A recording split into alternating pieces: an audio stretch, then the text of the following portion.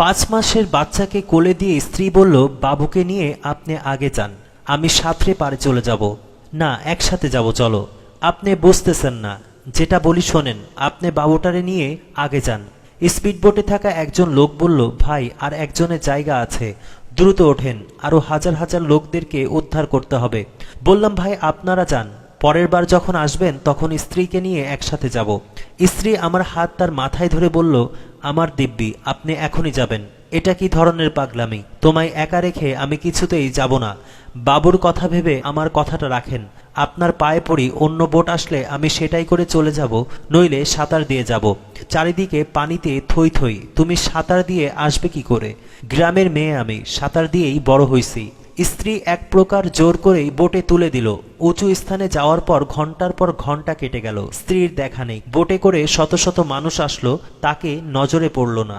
উদ্ধারকর্মীদের জিজ্ঞেস করলাম, ভাই চৌগ্রামে বোট পাঠাচ্ছেন না?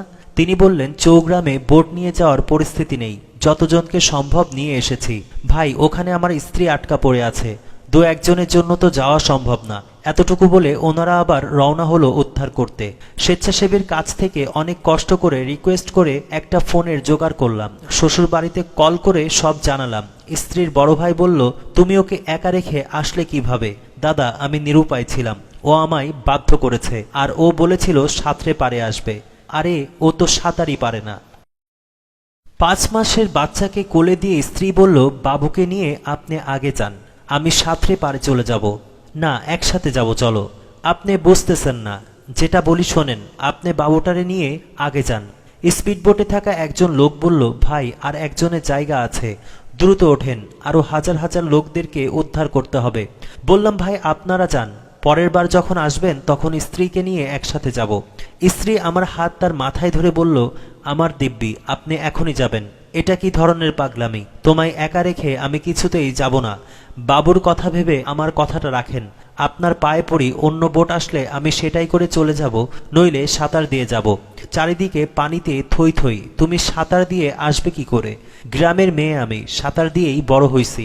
স্ত্রী এক প্রকার জোর করেই বোটে তুলে দিল। উঁচু স্থানে যাওয়ার পর ঘন্টার পর ঘন্টা কেটে গেল, স্ত্রীর দেখা নেই। বোটে করে শত শত মানুষ আসলো, তাকে নজরে পড়ল না। উদ্ধারকর্মীদের জিজ্ঞেস করলাম, ভাই চৌগ্রামে বোট পাঠাচ্ছেন না? তিনি বললেন, চৌগ্রামে বোট নিয়ে যাওয়ার পরিস্থিতি নেই, যতজনকে সম্ভব নিয়ে এসেছি। ভাই ওখানে আমার স্ত্রী আটকা পড়ে আছে, দু একজনের জন্য তো যাওয়া সম্ভব না।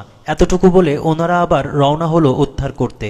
স্বেচ্ছাসেবীর কাছ থেকে অনেক কষ্ট করে রিকোয়েস্ট করে একটা ফোনের জোগাড় করলাম। শ্বশুর বাড়িতে কল করে সব জানালাম।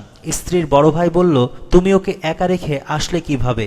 দাদা, আমি নিরুপায় ছিলাম, ও আমায় বাধ্য করেছে, আর ও বলেছিল সাঁতরে পারে আসবে। আরে ও তো সাঁতারই পারে না।